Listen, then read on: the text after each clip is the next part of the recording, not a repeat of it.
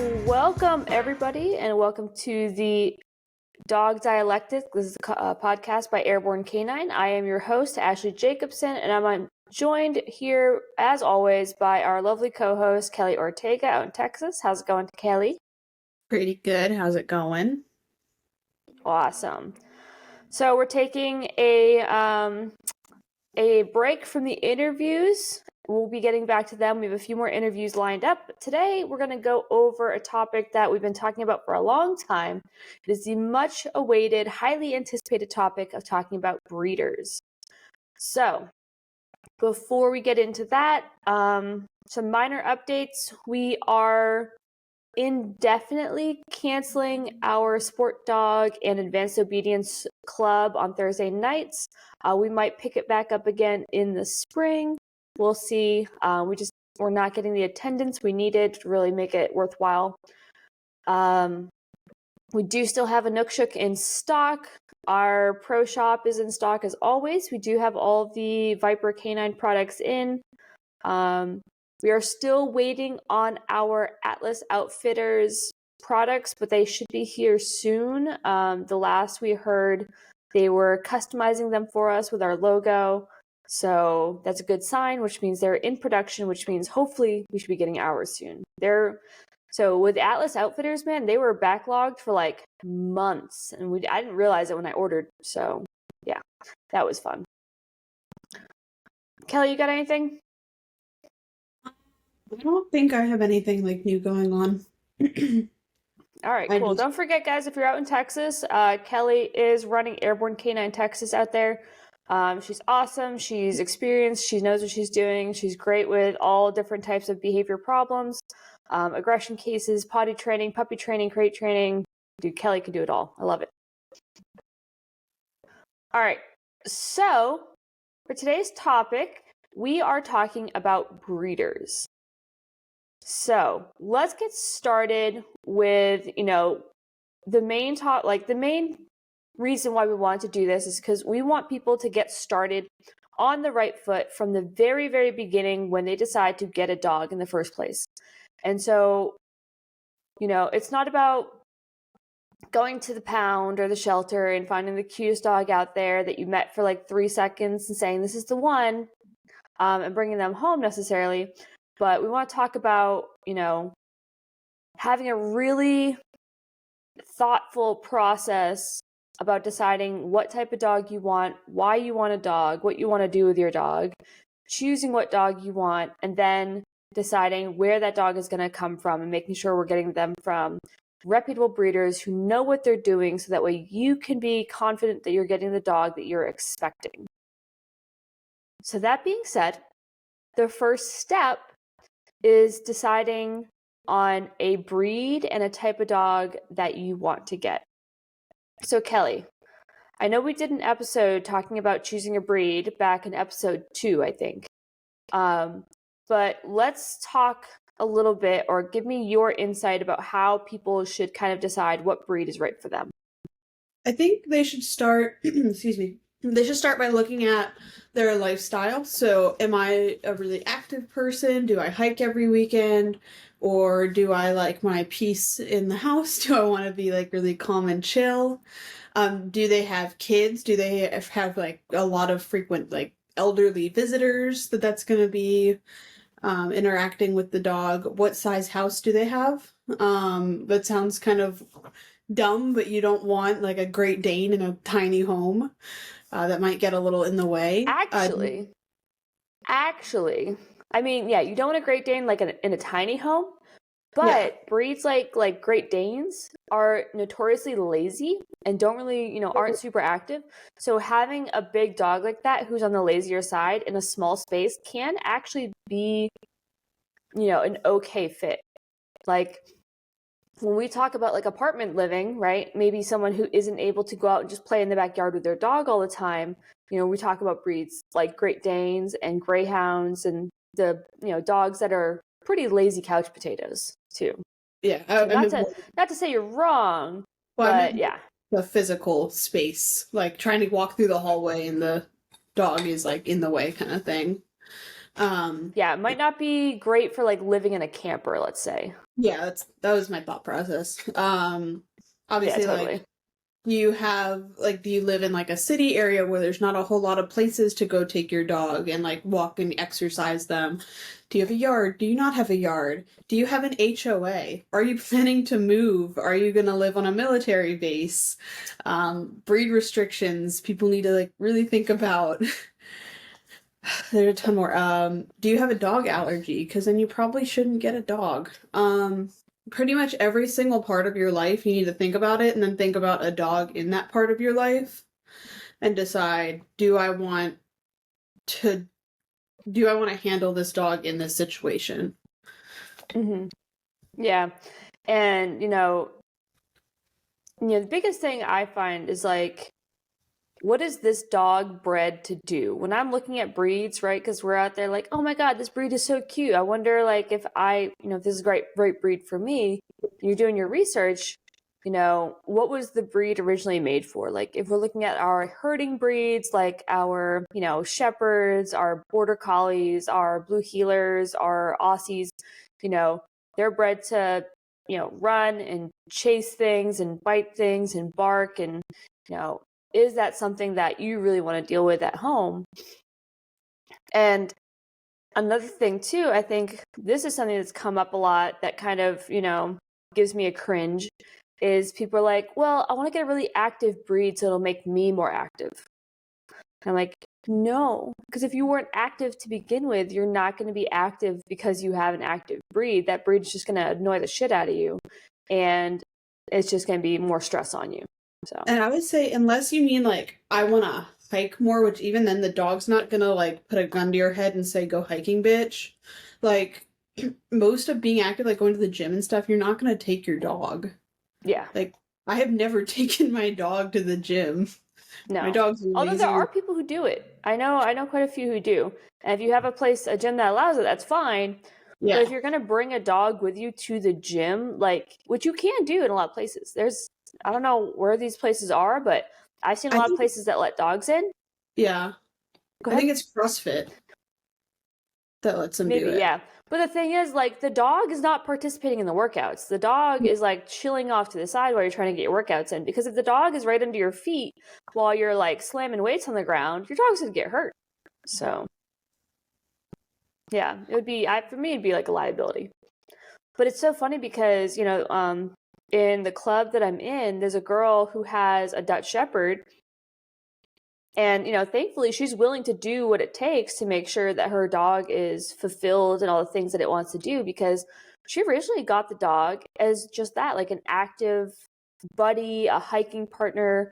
And, she ended up getting this Dutch Shepherd who is like the realest dog at the club that we're in, who, if you don't know, we're in a protection sport club, and this dog is very intense, like very intense.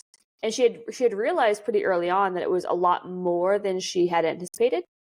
And so she, sought help, thankfully, and joined the club. And now, like, she's really like embracing the dog's breed. But, she got this dog not knowing that this was going to be the course of action. And that's not really where you want to go because that can be pretty stressful. I mean, even now, like, it's still a lot of dog for her and she's struggling with it too. And I think a lot of people have similar issues where they get a dog that they're not necessarily ready for. And then it's just becomes a source of stress. Yeah. I think even people like beyond the breeds themselves, I think there's like a good misconception of dogs in general. It's not like a cat, the cats will just kind of exist on their own and be like low energy, but I think people think dog and they just think about what they want to have happen and not what could happen. Exactly. Cool. So, once you've kind of, looked at the breeds, saw what's out there, kind of made a decision what it is that you want to be doing with your dogs. Now you want to look for breeders who breed dogs that do the things you want to do, obviously, but also breed from dogs who have successfully done the things that you are interested in doing. So, on one side of that, like, let's say, hey, I want to get a dog for a specific job. Let's say I, live on a farm and I need a dog to help protect my livestock, right? Not your most common thing, right? Or hey, I want a dog to go hunting with. Also not super common. Or hey, I want a dog to do dog sports with. We're gonna be looking in those categories for dogs who are bred from generations who have successfully done these jobs, right? So when we're looking at like hunting dogs, we might be looking for dogs who have field trial titles. If we're looking at dogs to do like dog sports with, we're probably looking for breeders who bred dogs from lines that did those specific sports, right? If I want to do like PSA, like we're doing, I'm not looking for a dog who just has a whole bunch of farm dog titles or has, a CGC. I'm probably looking for dogs who have done similar sports or that specific sport in the past. So Kelly, what if somebody wants just like a regular old pet dog and says, well, I don't need a dog with titles because I just want my dog to be a good pet dog. Do they still need a dog that's titled or like from a line that's titled? I just had this conversation with people, and I'm so glad you're bringing this up because this has been getting at me. Particularly in my area, there is a lot of our lovely backyard breeders, or how some people have been calling them greeters, and I do like that. And the reason it's important to like buy from a reputable breeder that has health tested dogs that are like actually AKC registered on these dogs without it actually being true, by the way. Yep. Like one, that the dog is gonna be health tested, not just the Embark DNA test. And you also know that the stud and the female are gonna be the dogs that they are. But when you have like a titled registered dog that they're breeding out, that dog's gonna probably have like confirmation title or like good citizen test, like super basic stuff. But it shows that like social, able to be out in public and like not murder people. And it also shows that your breeder is proud of their dogs. They want to put their dogs out there and they're putting time into their dogs. It's not just like breed and dump and buy and breed and dump and buy like you see with some of these like Facebook sellers. Now, you said that, because the dog either titled or is registered or whatever, that the dog is health tested. I don't think that's actually true. Because I thought AKC makes you health test. No. No? You don't have to health test. I thought they did. Oops. Nope. So we'll get into health testing too later, but just because the dog has an AKC registration does not mean that they are necessarily like titled. It does not mean that they are necessarily health tested. You can link any health testing you do to your AKC, I believe. Or maybe there's some health testing you can link, but not all of it. But yeah, like it doesn't necessarily mean just because your dog is AKC registered doesn't mean a whole lot because there's not a whole lot of oversight with that. So let's say, go ahead. I thought to be on like the breeder's page, there was like standards for that. No. So for like, I don't know about like as far as like their like available dogs, their standards or anything like that. But to have an AKC registered dog, all you need are for the parents to be AKC registered. And for them to be AKC registered, their parents just have to be AKC registered, which just means that they are like, they have an AKC purebred number. Now, the thing is there's not a lot of oversight, right? So if I have, two purebred dogs, two purebred German Shepherds, whatever, and the female gets knocked up and is pregnant with puppies, and I register with that litter with the AKC saying my purebred German Shepherd and my purebred German Shepherd had these puppies, when maybe my German Shepherd got knocked up by a different dog, there's no oversight to verify that. It's very it's very easy to kind of mess that up a little bit. So, I mean, there's a lot to be said for having an AKC registration, but it's not the end all be all for sure, which is why we're talking about things like titles, and we'll talk about other things we're looking for in breeders as well. I meant more like going through the AKC like marketplace. Yeah. Because I think they do ask for like some stuff on there. I mean, I hope they do. That'd be nice. Yeah. But since I'm not a breeder, I am not really that familiar with that stuff, so. Okay. So if I just wanted like a pet dog, what should I be looking for in like the lineage as far as like titles go? And what should I maybe like try to avoid if I'm just looking for like a pet dog? So if you're looking for a like a pet lazy couch dog, you definitely want to avoid like super sporty dogs, like hunting dog champions, like protection dog champions. Honestly, maybe even like if they're like hardcore into agility, that dog might be a little like the bloodline's probably going to be a little bit much for you. Some stuff that you might want to see as far as like titles and things. Obviously, like I feel like everybody has CGC. Jesus Christ. I know, I'm very sorry. I forgot to put my phone on mute. Sorry. See, I feel like everyone has CGC. But confirmation titles are a plus. The dog's built well. Basic. What the Jesus heck? Christ. I put it on mute and my phone is not muting. Do not disturb. Okay. Goodness. Okay, confirmation the dog's nice and well built. Like obedience titles, so like rally obedience, that would be a good sign to me. Just showing that the dog is nice and like trainable. Mm-hmm. And then like, I mean, you could like I wouldn't like discriminate against certain titles like dock diving or like fast cat, like fun stuff. But if you're seeing like Grand Champion Supreme, probably that dog is built for that sport and going to be a little more high energy. Yeah. Yeah.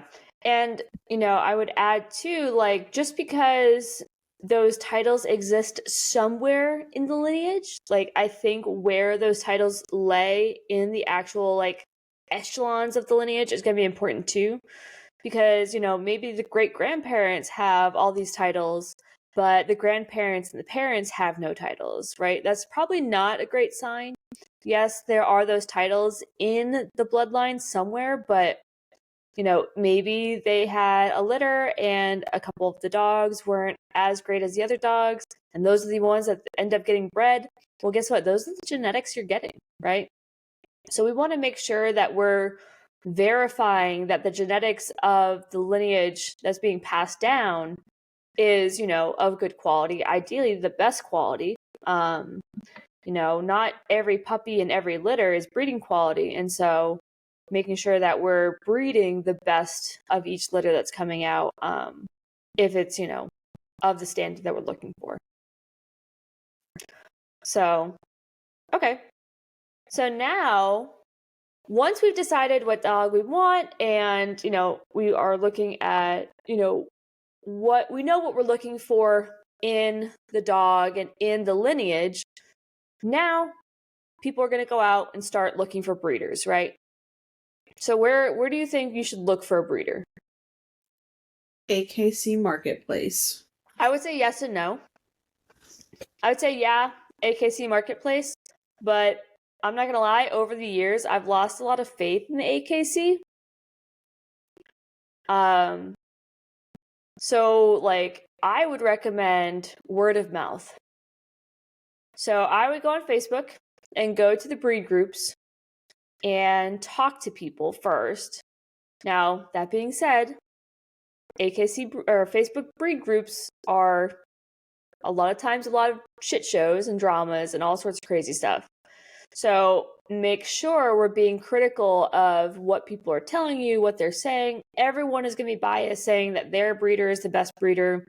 because if they got a dog from them, they want to validate that their dog is the best dog. But what you're looking for again is seeing, are there dogs out there doing the things that I want to be doing, that are the way that I want them to be, and asking people's experiences too. Like, hey, do you like your breeder? What was it like? Do you still talk to your breeder? And things like that. Where are some other places people can find breeders? Well, if you're looking for just the specific breed, you can go through like a breed rescue. That can be a little bit like gambly though, because you're not picking stud and dam as much. I will say Facebook Marketplace is not the place to find a dog. Most good breeders are not going to be advertising on Facebook. So if you're Absolutely.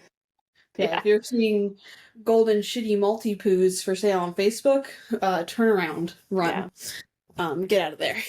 Mm-hmm. Yeah. Or signs by the road. Yeah, don't go find breeders in the Walmart parking lot selling Mountain Doodles. They're making Wolfie Doodles now. Of course they are. There's everything doodle. How'd they get their hands on a wolf? It's probably like a husky whatever. Like, if you look at the Embark DNA test, it always has like the wolfiness, whatever it is, percentage, and it's probably just a husky with like a high wolf percentage. Or like a diluted wolf mix. So like they bred a wolf and a, husky together and called it a hybrid or whatever. But yeah, it's not great what's happening with the wolf thing, because that is just a liability. People don't understand, like, there are like wolf dogs out there who people keep as like pets, but like it's not the same as having a dog. It is not. Like, you can't keep them in the house with you. You can't like live with them. Like, it's different for sure. It's like that lady that raised that chimpanzee as her baby and then it ate her friend's face. Yes, yeah, I remember that story. The same thing. Yep, exactly. But anyway, I'm a lot better at like finding the red flags on breeders, I think, than I am at finding the green flags, because I'm so used to seeing so many red flags, which is depressing. But and that's the thing is, like, I say, like, make a list of a ton of breeders, and then you're slowly going to start weeding them out as we talk about our red flags. Yeah, honestly, I know this may spark some controversy here, but like, hey, that's what we're here for. I know. I find that breeders that are posting their tie pictures, that's a kind of a red flag to me. Bro, I hate that so much. Every time I see a TikTok or Facebook post of a breeder that's like, it's always the Merle French Bulldog puppies in a tie, report instantly. You're live, report. Report. Block, report. I love every single time. Because I'm like, I don't want your business. Thank you. But yeah, if your breeder is posting their tie pictures or they're breeding like designer mixes, now that's not to be confused with like the sport mixes. Like, I want like a border pap or whatever to go do agility or something. That's different. That's breeding for a purpose, which I know that's also like a bit of a hot topic. But like if your breeder's breeding golden doodles for shits and gigs, or like husky pomskis or whatever that stupid thing is, like, that's not a good breeder. That is a greeter, as we were saying. Yeah. And quite honestly, like, if you're listening to this podcast and you're getting a lot out of it, learning about breeders, then you're probably not looking for a purpose-bred mix.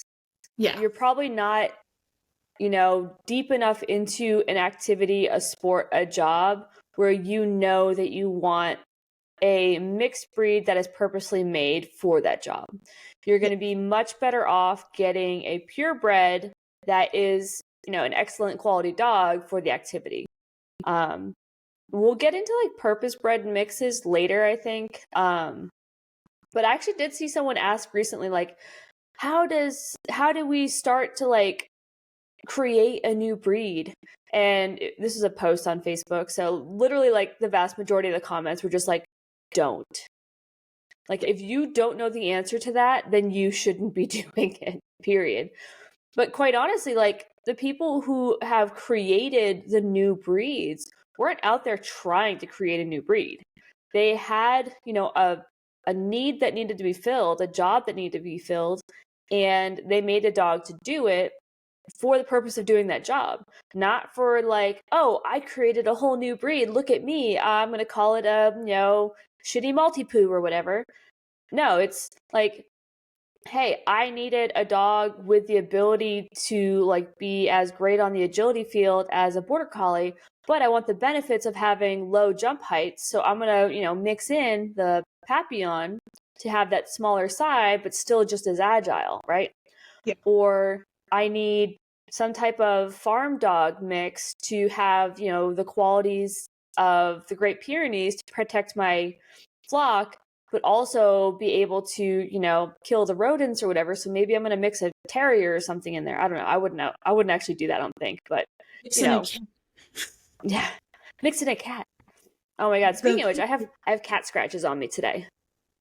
Did you get a cat? No, I did not get a cat. I was trying to help my buddy desensitize his dog to his cat. I'm like, okay, well, he's like, yeah, I have total control over my dog. I'm like, okay, well, you hold the dog, right? You work on keeping your dog under control. I'm gonna hold the cat. And the cat was fine, but he did not have total control of that dog. The dog came after me with the cat. The dog got my hand in his mouth, and the cat was like, oh shit. So, yeah. But yeah, about the purpose-bred dogs, a great example of that would be the poodle pointer. Look it up. They're great examples. The poodle pointer. It's technically actually a doodle, but we don't call it that because it's not. I mean, yeah. And the thing is, like, the people who are out there, like, breeding these dogs aren't doing it for the recognition of, like, a new breed. Yeah. And, we can kind of get into, like, how breeds came about to begin with, but, like, everybody wants the Labradoodles and the, multi-poos and stuff like that to become, like, their own, like, legitimate breeds. But honestly, they're not being produced the way that you would produce a new breed because they're still out there taking a purebred poodle and a purebred Labrador, putting them together and calling them a purebred Labradoodle. And that's not how it works. Like if you want to create a whole new breed, right? We're out there mixing poodles and Labradors.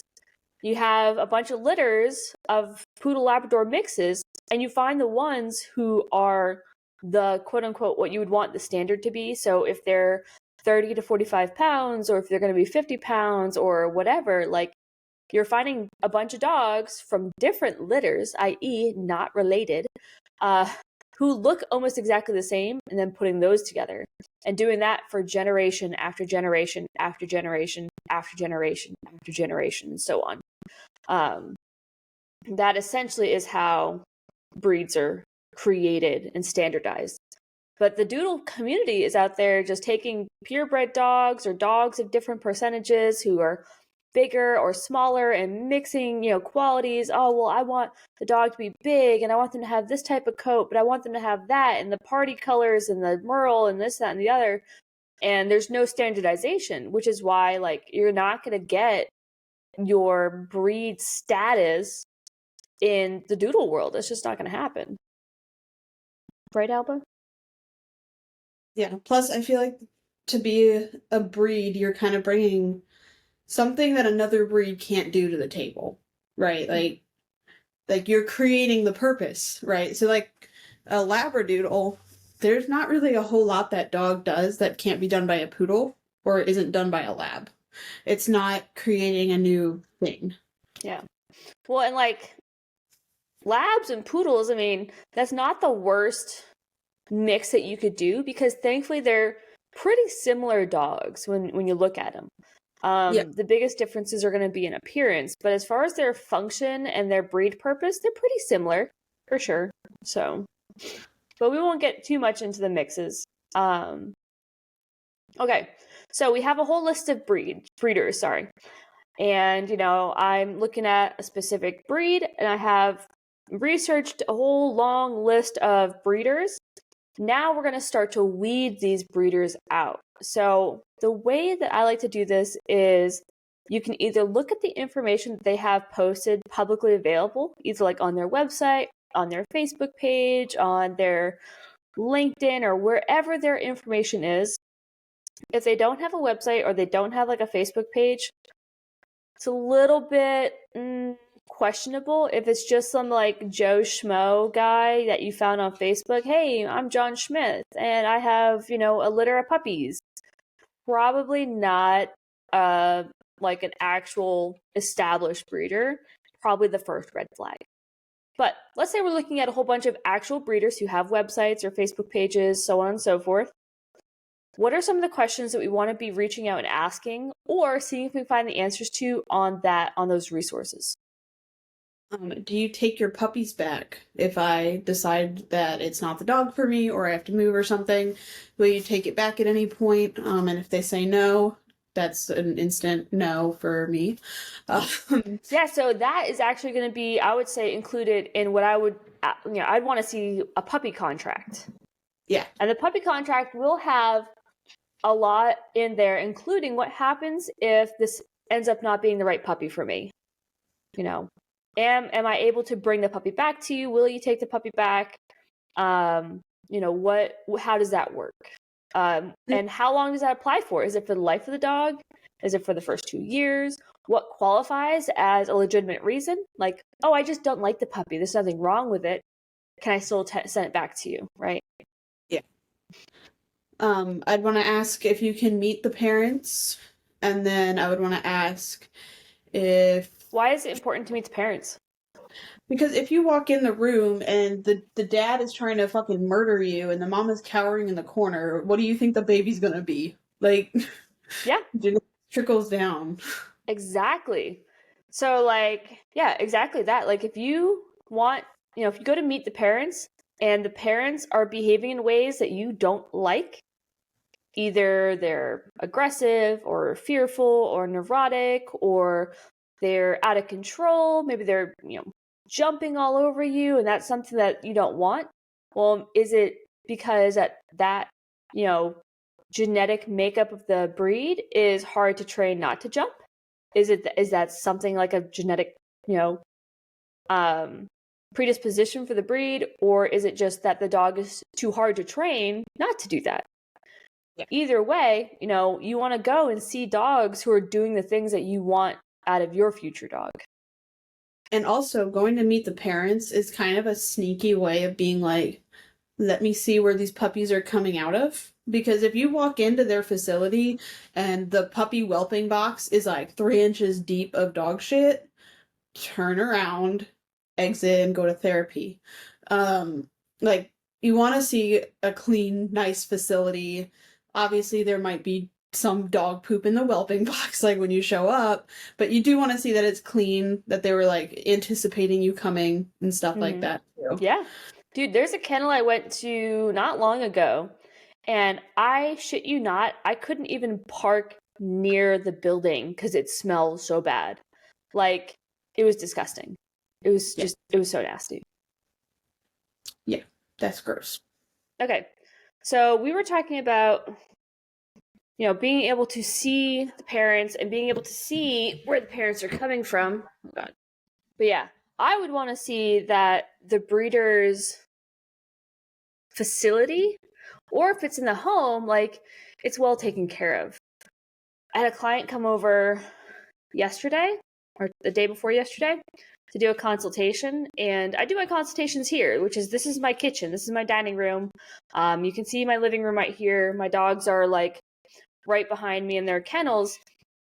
When I do my consultations, like, they're all put away in their kennels. They're not just like out here roaming. But the client was like, man, your house is so clean. I'm like, well, thank you. One, I do try to clean up before my clients get here. But, even if I don't have clients coming, I still try to maintain, a pretty clean house because I have 7 dogs and I don't want it to smell like dogs. I don't even want it to smell like dog hair. But I think, like, a lot of the people who are on the breeder side of things or on, like, the working side of things, or if they have a kennel or a boarding facility, like,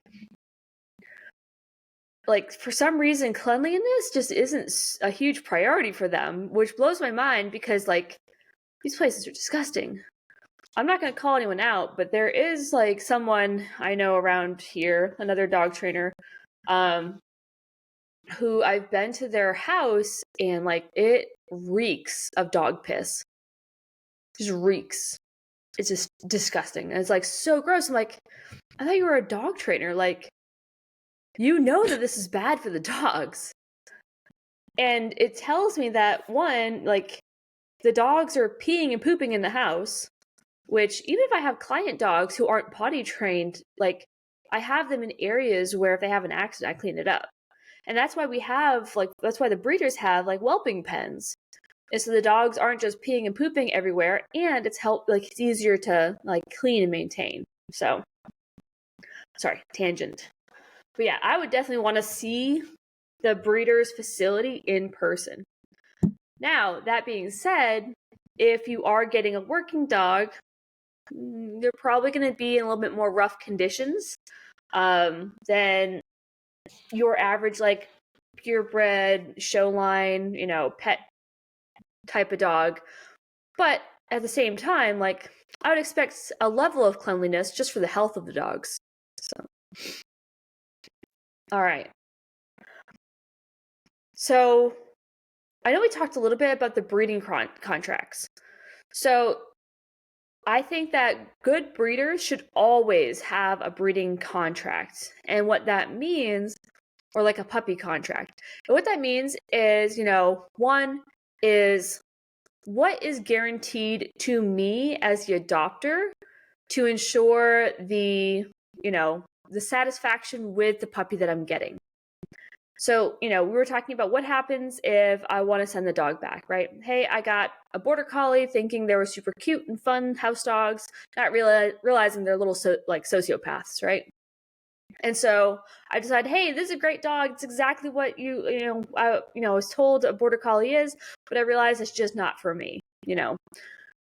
Most great breeders are willing and require that you return the dog to them.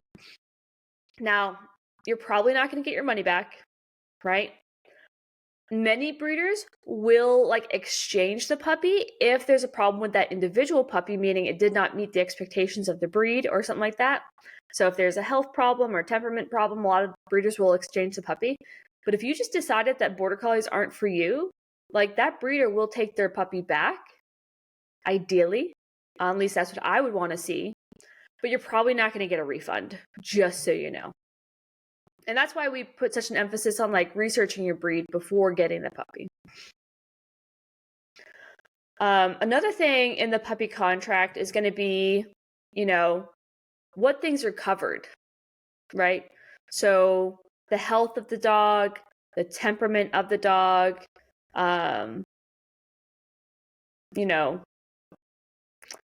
things of that nature are guarantees that the breeder should say, hey, if there's problems with these, I will take the dog back. So some of the other things that we cover in a puppy contract, we talked a little bit about the health of the puppy. If there's a health problem, that, the breeder would take the dog back. Some of the health expectations we can see are also going to include things like joints. Now, I don't know if you might have heard of OFA testing, where they're testing for things like hip dysplasia and joint health of the parents. Another type of health or joint testing you can do is going to be called PenHip, and this one's actually a little bit more in depth. But this is done at 2 years old, so generally a health contract should cover up into that point at least. Great breeders cover the dog for the life of the dog, but at a very minimum, I would want to see at least 2 years. So if I was picking a breeder, that's what I would be looking for. And if they don't cover the first 2 years, I'm probably not going to go with that breeder. A couple other things that I have written down, what I would want to see in a puppy contract is going to be trainability. Some dogs are harder to train than others. Some dogs struggle to learn. Some dogs don't want to learn. Now, granted, if we're looking at the breed, like Huskies, the genetic breed standard is they're stubborn as shit. Like, they don't want to train with you. They don't care about you. They just want to do what Huskies do, and they don't really care what you want them to do. Now, on the flip side of that, the breeder might even have in their expectations of what they expect of you in your contract, which means that if you fail to meet the expectations, the breeder can come and take your puppy back. So some of those things also include things like training expectations, meaning if you don't get training for this type of dog, let's say you got yourself a Malinois to go be your hiking buddy, but you never go and seek out training for it, and now your dog is wreaking havoc on the neighborhood, like, your breeder can come and take your dog, right? And the breeder has every right to put this sort of thing into a contract. Another thing that your breeder might put into a contract would be like grooming expectations, right? If you get a breed that requires, getting their hair cut on a regular basis, being brushed and groomed, and you're failing to do that, and, maybe your puppy is, suffering some health consequences of failing to failing to groom them properly, then your breeder can, I would say, come and take that dog, right? When you have a puppy from a breeder, that puppy is an ambassador for that breeder. And so the breeder is going to expect a high expectation of that puppy's behavior and appearance and health and everything throughout the life of the dog, regardless if you plan to show it or compete with it or anything like that. What else do you think would be in a puppy contract? Well, I wanted to add to your health testing eyes. Not all breeders, I don't think, test eyes, but you do really want to see that. Mm-hmm. The more health testing you see, the better. Yeah. I definitely want to see that, they have in writing who the parents are so that they don't play switcheroo on you. Mm-hmm. Yeah, because we did talk about that a little bit. Yeah. Yeah. And, there's so many different types of health tests out there too. So there's we talked about hips and elbows, we talked about eyes, but we could also talk about genetic testing. So that means, showing that the parents, grandparents, or even the puppies are genetically clear of any genetic conditions.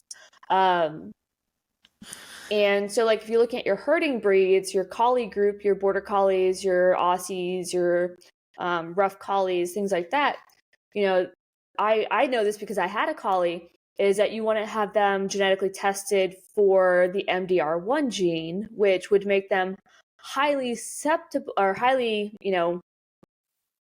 sensitive to ivermectin, which is a very common heartworm treatment and preventative. So if you get a collie and you decide you want to put them on some ivermectin, you could kill your dog, right? So that type of testing is really important as well. And that could be different for different breeds too. So knowing going back to knowing your breed that you're getting and what health testing is beneficial for that specific breed is also important too. Something else that you would see in a contract would be a spay or neuter clause. So some breeders don't necessarily want you breeding their dogs. So they might require that at a certain age, you have to get your dog spayed or neutered. You don't see that very often.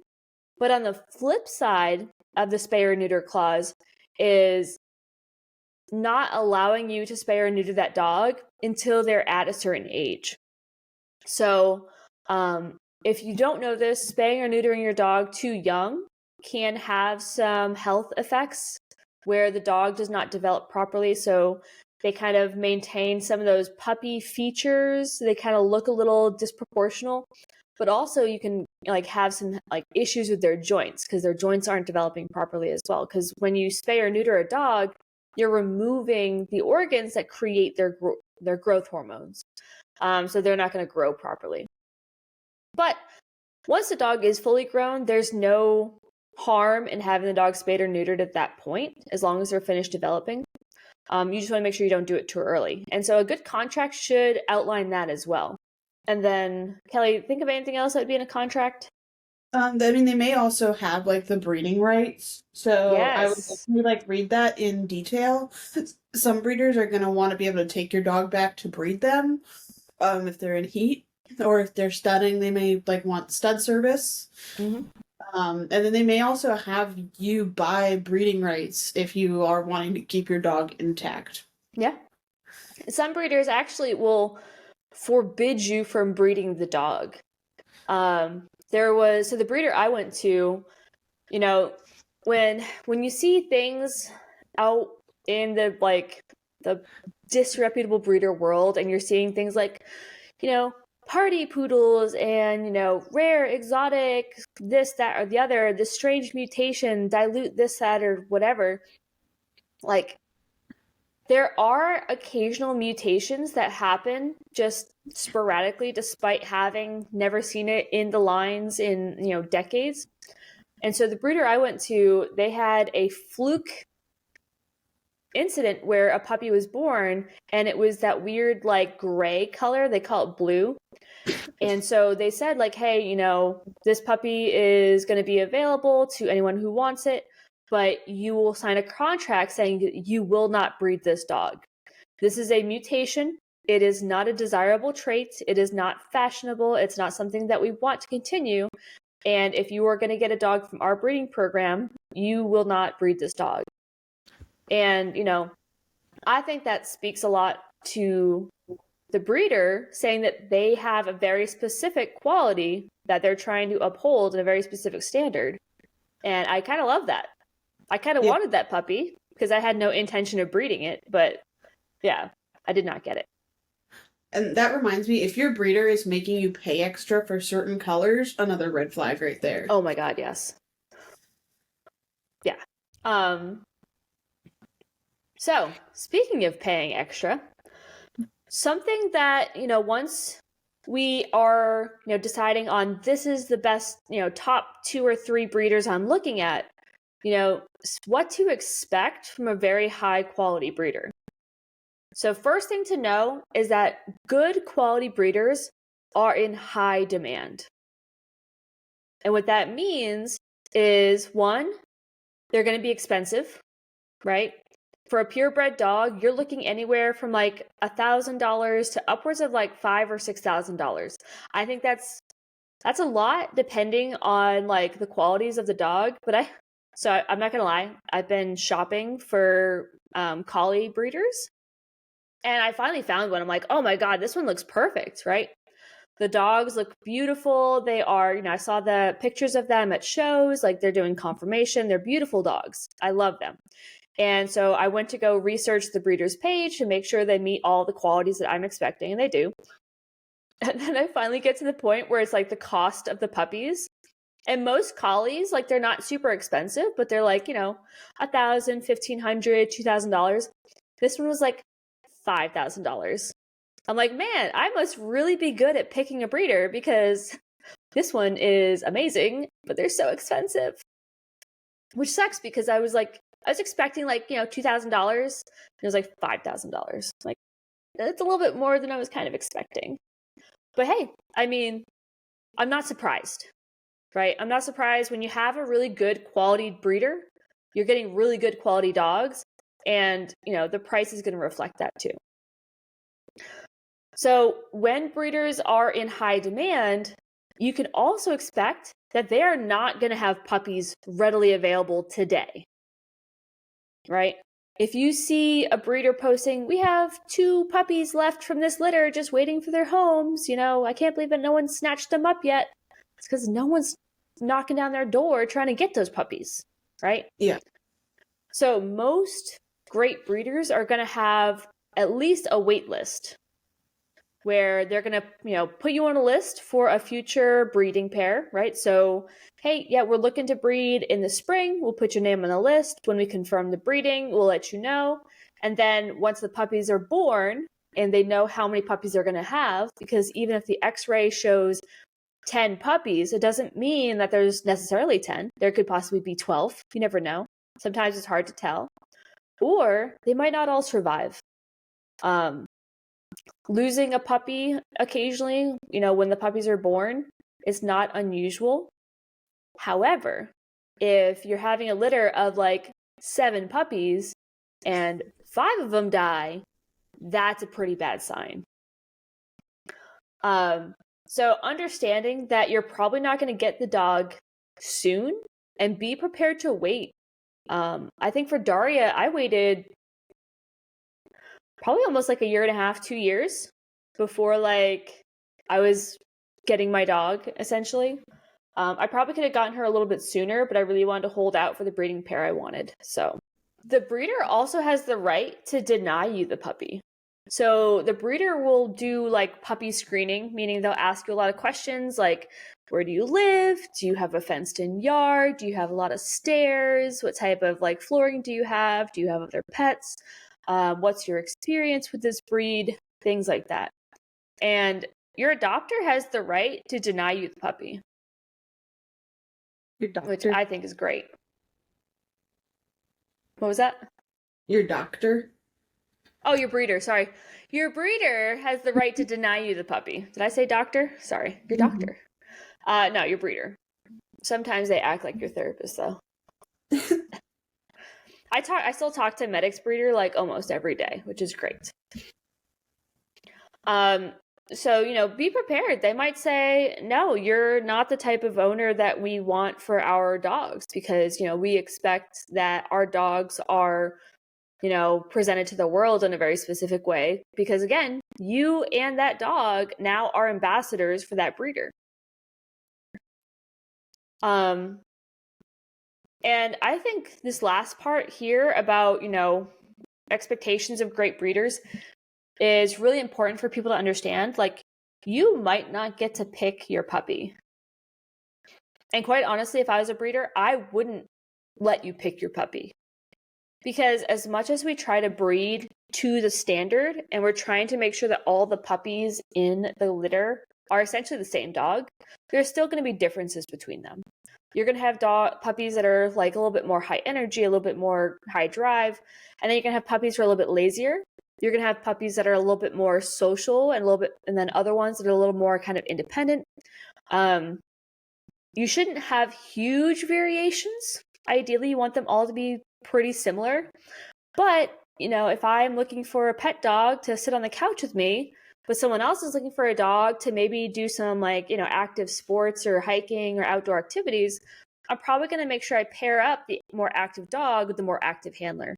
And vice versa for the more lazy dog with the more kind of stay-at-home handler. Did I miss anything? I don't think so. Yeah, I would you want your breeder to be skeptical of you because if they're just trying to salesman you into a dog, that's not great. Facts. So, let's go ahead and get into our breeder red flags. Kelly, what do you got? So many. Oh gosh. This is the best part. I'm gonna try not to repeat the ones that we already said in this episode because there's too many. No, we can. It's okay. Oh, okay. Obviously, where they're marketing, Craigslist and Facebook are not good places to market your dog. If you see them going, puppies ready for Christmas, not a good sign. If they are breeding for color, if they're breeding for designer breed, if they're breeding for how tiny can I get this dog to fit into a body, not good. Oh, yeah. Hypertypes. So hypertypes are when they're taking kind of breed traits and taking them to the extreme. So this is something you see with your brachycephalic breeds or the flat face or the smushed face breeds, where they are really just making it so the face has no nose, where it's just completely flat, and the dogs can't breathe because their nose is being swallowed by their face. Yeah, no, I'm not trying to get in trouble here, but there is a French bulldog close to me in my life that was not well bred. They paid $5,000 for it, by the way. Oh my god, yeah, that's not a good sign. Just because the dog is expensive does not mean that it's a good dog. Insane. It has no nostrils. I watched this dog constantly panting.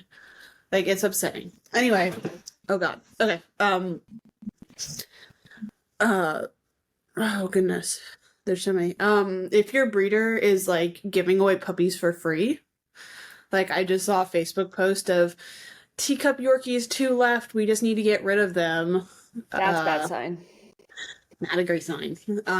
If they are doing like a whole lot of Facebook or like Instagram lives of the puppies and they're like puppies for sale, one, you're gonna get reported by me, but two, also not great.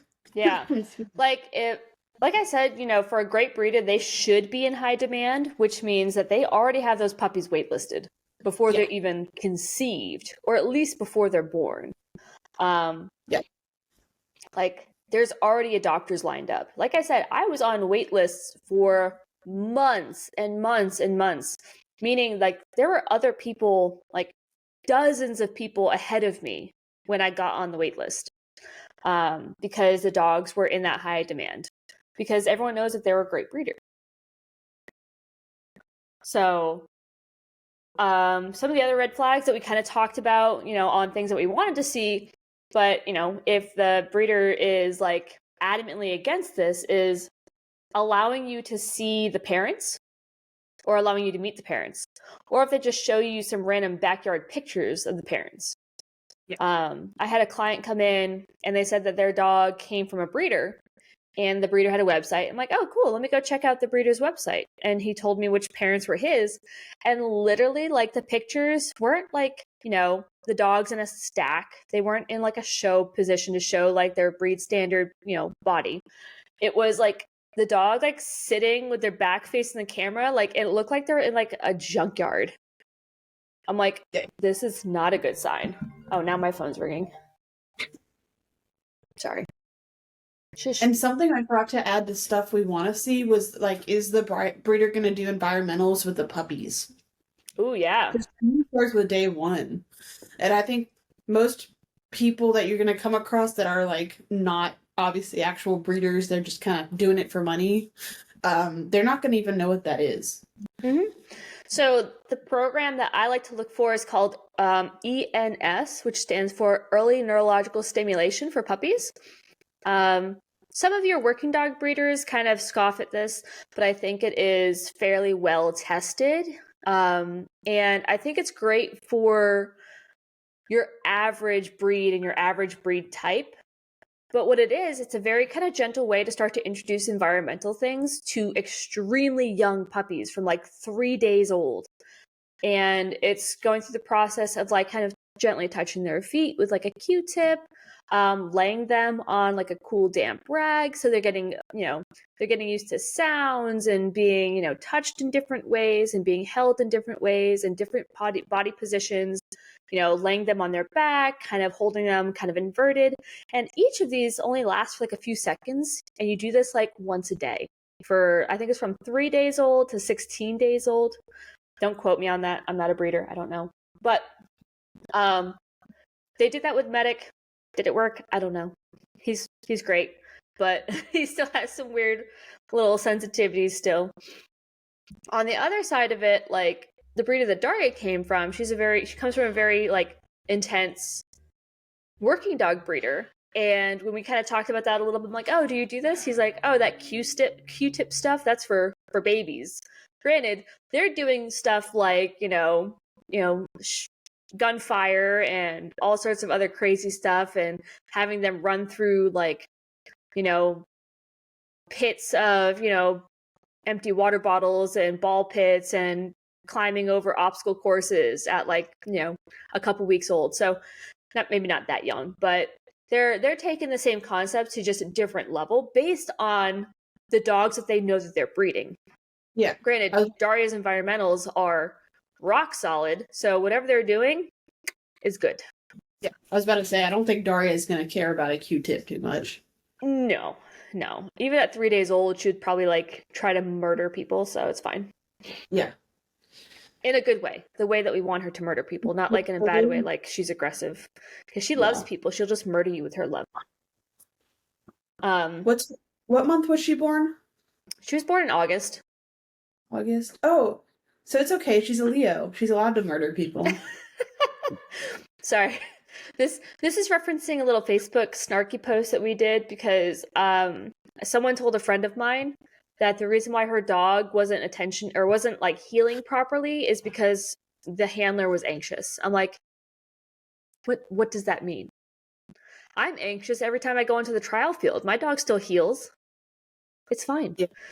But like there's so many trainers out there who like blame these weird abstract, intangible concepts for the reason why their training methods aren't working. I'm like, you're just unable to help that person train their dog. So I actually think, sorry, Gracie's staring at me with the most like little lamb about to be murdered face in like the world. That's funny because Daria is trying to like turn her kennel upside down. I don't know if you can hear it. I was like, I should get Gracie a collar with healing crystals on it. Yeah, I put a comment on the post. I'm like, yeah, my dog ate a baby because Mercury's in retrograde. Well, yeah, back to red flags. Jeez. Okay, so we talked about meeting the parents. What do you got?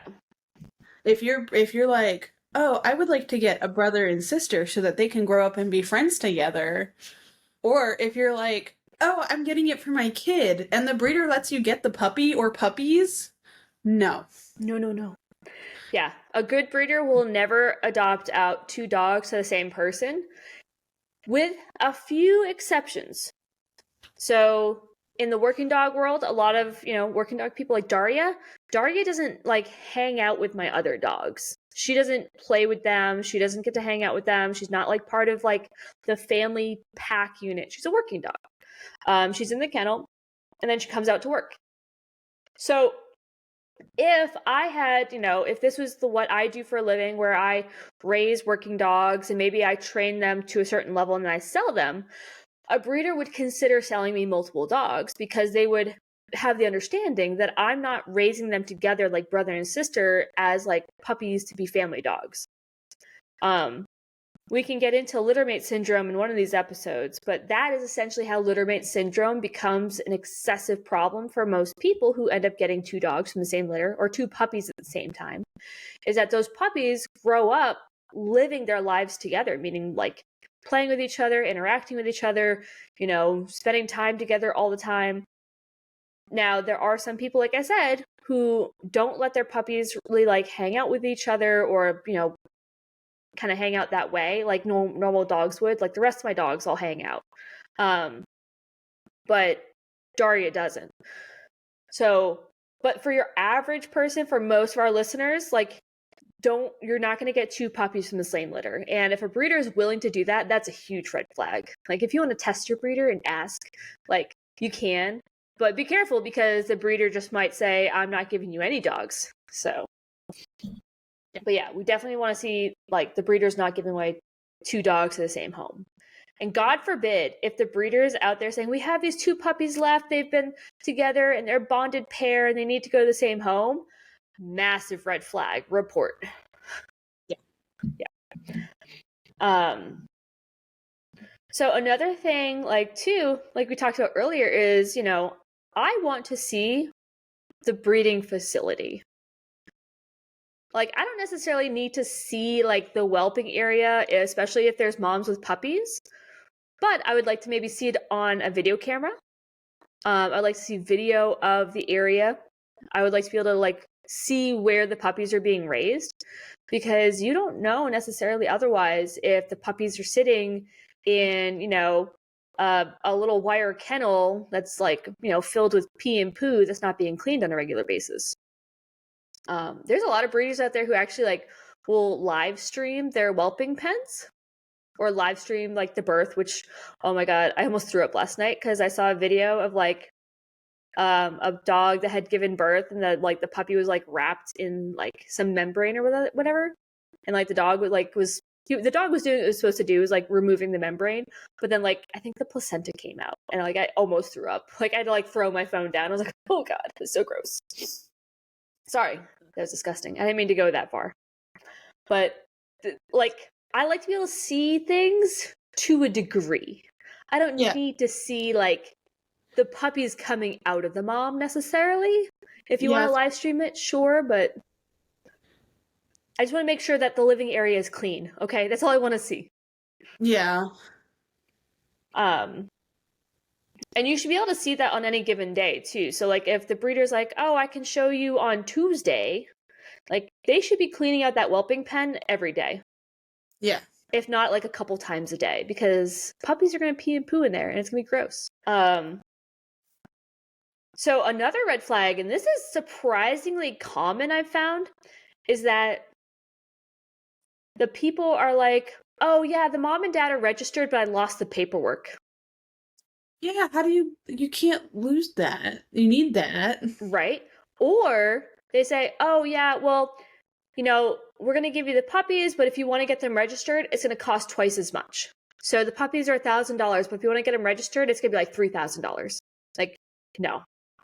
One, like because if you can get that puppy for $1,000, you're like, well, I don't plan on breeding it or showing it, so I don't need it registered.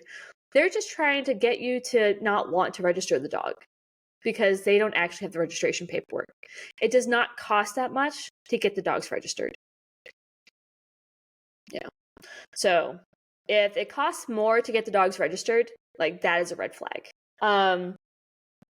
If another red flag is if females are having multiple litters per year, that's a bad sign. Generally, you want to see about at most a litter a year. Also, breeding dogs, or at least breeding females that are too young. Like, oh, my puppy just went into her first heat. She needs a boyfriend, you know, so we can get a litter out of her. Like, no. You don't want to breed until they're at least 2 years old, because we talked about before, we want to have that health testing. You can't have your OFAs done until the dog's at least 2 years old. So if the dog's not OFA tested, they shouldn't be breeding them anyways. Yeah. And the way you said that kind of like makes me think of like if your breeder is using terms like he needs a boyfriend or like, oh, mommy this, like really babyfying the dogs, I guess. Morphizing? Yeah. God damn it, that's a stupid word. Like that, but like to the cutie like side of things. You know what I mean? That's a red flag to me, because to me, like my breeder, I want them to be very professional with me. I want them to like explain things in the terms that they are. Like you don't want your doctor to come up to you and be like, "Oh, does your little tummy wummy hurt?"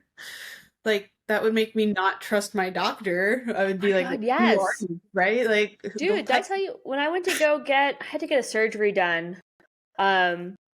And it was like I had to go to like an OBGYN for like a laparoscopic surgery. It was like an exploratory surgery.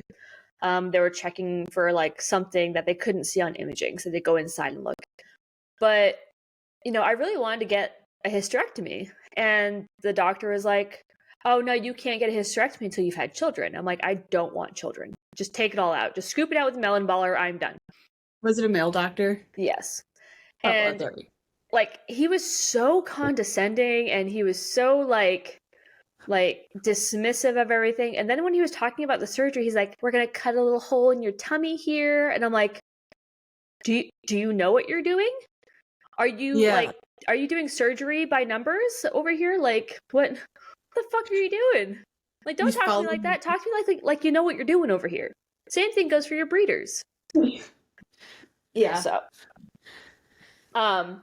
actually, that's one of the next topics we're going to talk about is like bad breeder phrases. So, yeah, perfect. But yeah, and then the last one we hammered on this a lot is like a breeder who's breeding dogs that have no titles. If the parents have no titles, like that's just not good, not a good sign. So,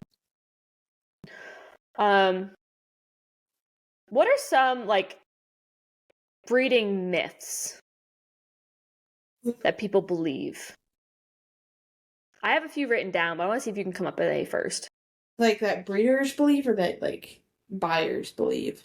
Both. Ooh. Ooh. That you know how a dog's gonna, like when you mix a dog, you know how it's gonna come out. You know what fur type it's gonna get. You know what like personality it's gonna get from the two parents. You know what color it's gonna be. Yep. Live.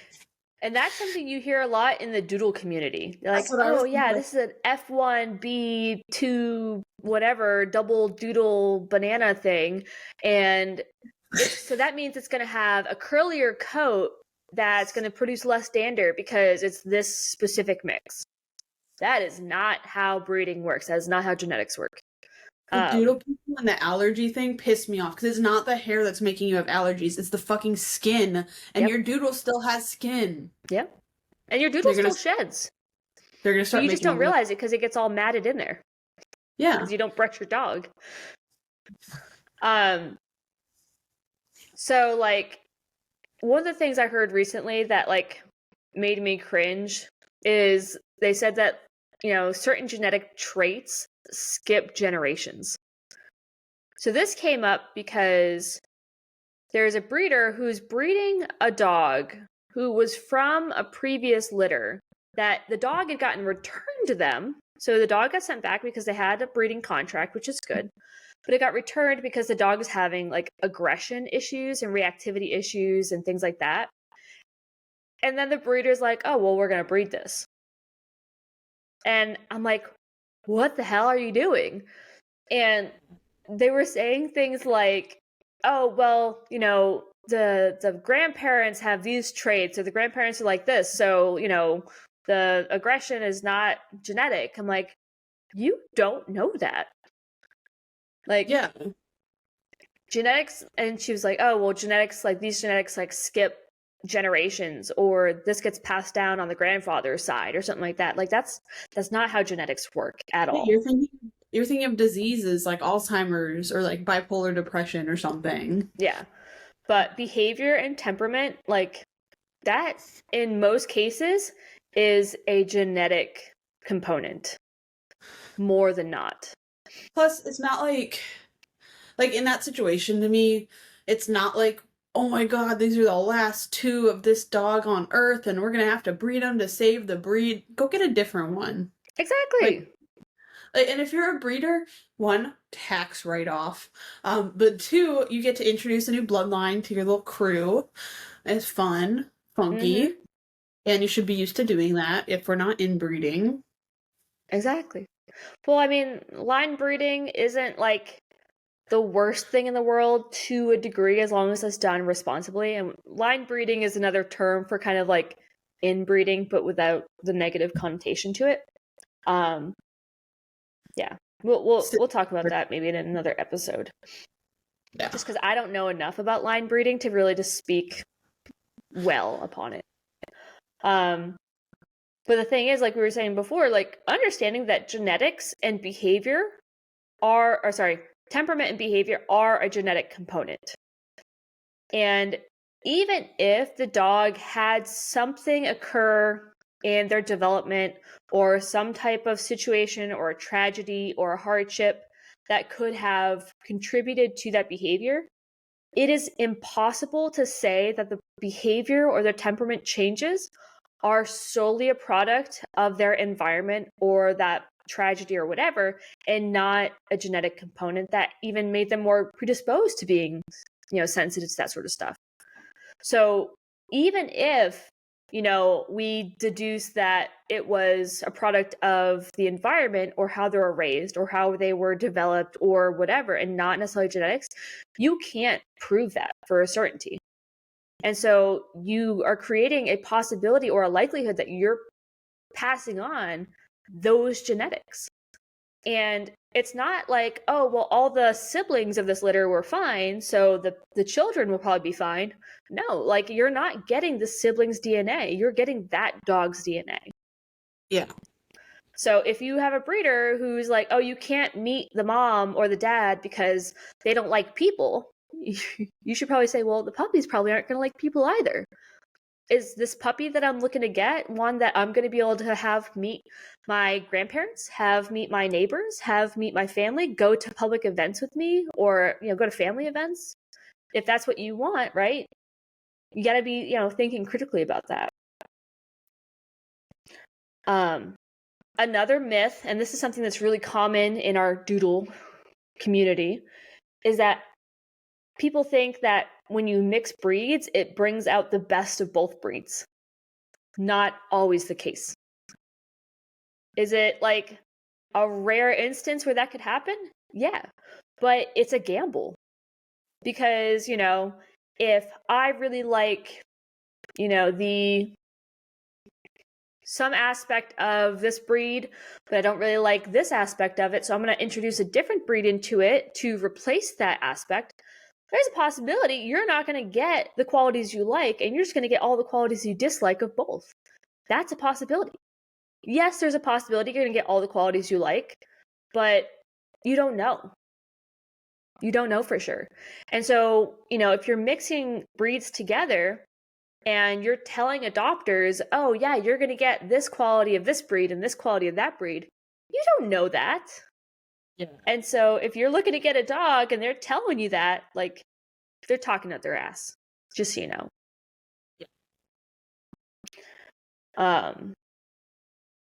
Yeah. Essentially, like, genetics is a probability gamble. And so you want to kind of stack the odds in your favor. So when we talk about like probability, right, and we have a mom and a dad, you essentially want both mom and dad to have all of the qualities you want in the dog, with like one exception. And that is, if I want a Merle puppy, you do not breed two Merle dogs together. Oh, no, we don't do that. And that's something that people might not be familiar with, but if you breed two Merle dogs together, they are likely to produce puppies that are blind or deaf or both, so, and have other issues. And your breeder should know that. Did you know there's the same thing in horses? I think it's the Tobiano horses. Like, if they have a Tobiano pattern, and you breed the horses together, the baby will be born colorless and without a butthole. That is so weird. It dies very quickly. Fun fact of the day. Fun fact of the day. So, we're out there on Facebook and we're out there on Instagram looking for our breeders and, things that we want to see, and, be careful out there. It's a wild world. And there's a lot of people saying a lot of stupid things that, we don't want them saying.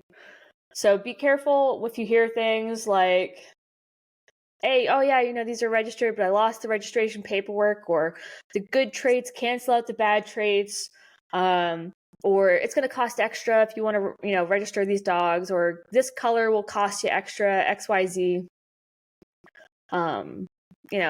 Genetics, the parents were all fucked up, but the grandparents were great, and genetics skip generations. That's not how it works. Yeah. Just be careful out there. Make sure the parents are exactly what you expect and what you want out of your puppies, which is why it's so important to meet the parents. If you can't meet the parents, make sure the parents are titled in something.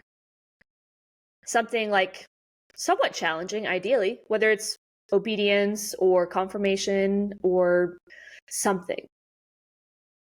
Not trick title that are done online. Yeah. Not that those Dante are bad. has his trick titles, so. Yeah, Dante has his trick titles. I would not breed Dante. You should breed Dante. So, in the end, when you're looking for your breeders, maybe you end up with a list of a couple, 2 or 3, 4 breeders who meet the vast majority of your requirements. Something to understand is that we said a lot of things that we'd want to see in a perfect breeder.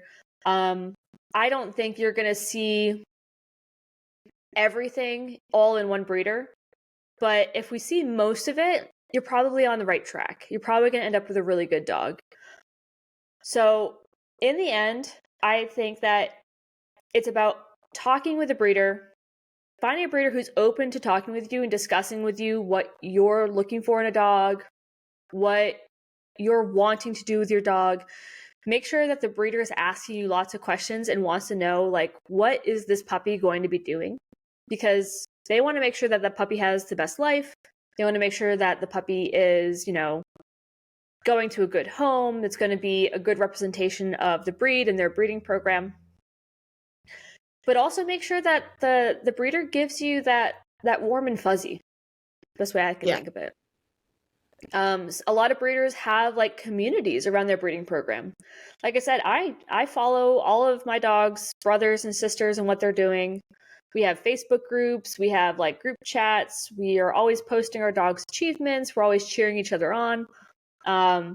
which I really like. I think it gives us the motivation to continue to, improve with our dogs because we can see what their siblings are doing and we go, well, I can do that too.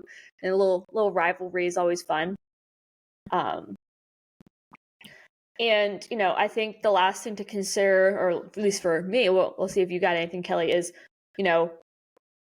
is the breeder going to be available for the life of the dog? There may be like, the breeder's not going to take the dog back when it's, 16 years old and can't walk anymore, just peeing and pooping in the house. Like I would say the breeder should be willing to take the dog back if you really decide to do that, but that's kind of shitty on you. If I was the breeder, I'd take the dog back because I probably want to burn your house down too. But, is the breeder going to be available for you to reach out and ask questions and talk to them and see, hey, my dog started doing this weird thing. Has anyone else's dog started doing this? Or is this something anyone else has experienced? Is this, is it someone that you can like reach out and talk to about the breed as a whole, as their specific dogs, keep in touch. Maybe you want another dog later down the road, a few years later, and you love the one you have, so you want to get another one. Do it, right? Things like that. Kelly, what else you got? I guess just if you don't know, ask. Most like trainers and stuff are more than happy to kind of help you out. Now, of course, like if they help you out, you kind of should buy something from them. Buy a train. Or yeah, I mean, like even if you can't afford the training, like just, support a little bit. But yeah, most trainers are gonna want to help you. Vets usually know some people, that vets can be kind of weird. Vets are weird.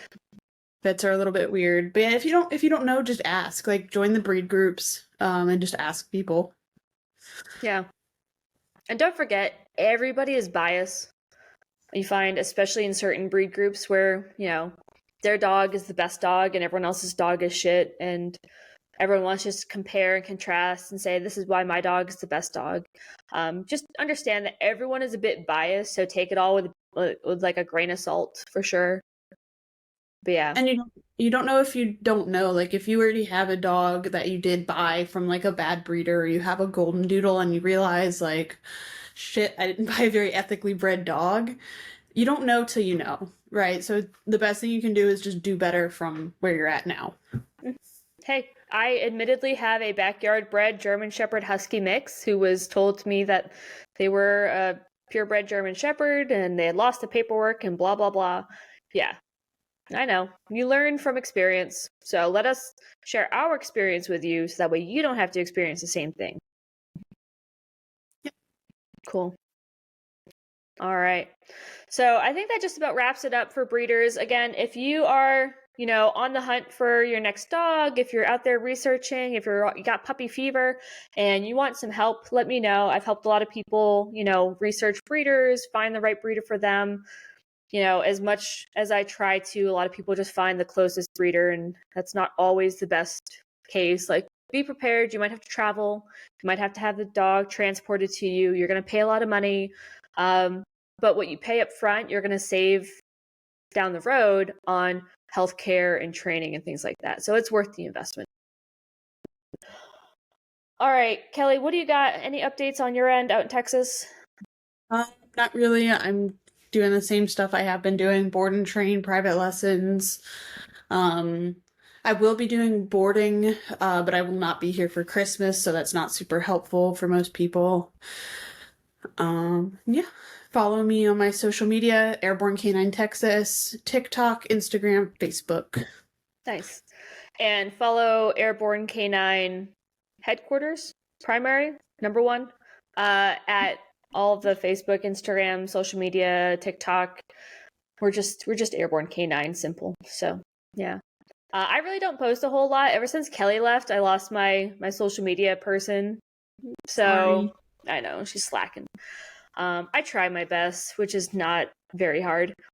So don't forget, we still carry a whole line of gear on our gear shop at airbornecanine.com/pro shop or gear shop, whatever it is. You can get there from the homepage. We carry Viper Canine products, toys, We have biothane leashes, we have slip leashes, we have prong collars, Herm Springer prong collars, customizable quick releases. We have all sorts of cool powder coated collars, the black ones, the steel ones, stuff like that. We have the treat and train, we have treat pouches, we have everything.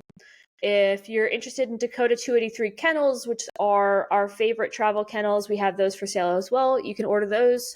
Free shipping, straight to your door. They're awesome. They have all the colors you could want. You can get your neon pink kennel shipped right to your door within the next week instead of trying to wait several months like with some of the other brands out there.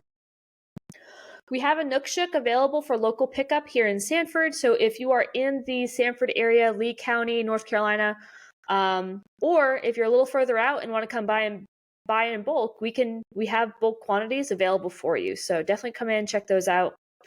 If you want to get in touch for training, whether you're local, either here in North Carolina or out in Texas, hit us up, airbornecanine.com.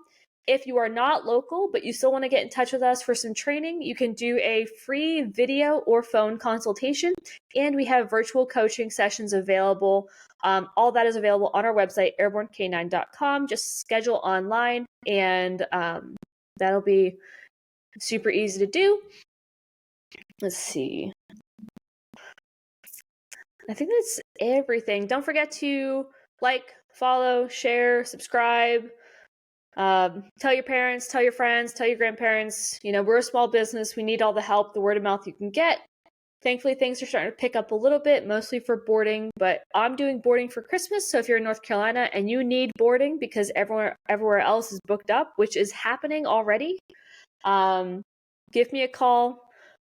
I don't have a lot of space, but I'm usually pretty flexible. We can always kind of make it work. So I'm not sure what our next topic is going to be, but we are in the works for our next interview. We're talking to a few people about a few different ideas, so we'll have to see there. I know it's been a long-awaited breeder post episode, and I'm so glad we got to do it. This has been super fun. I can't wait to talk about our next topics. So, Kelly, any last words? Nope.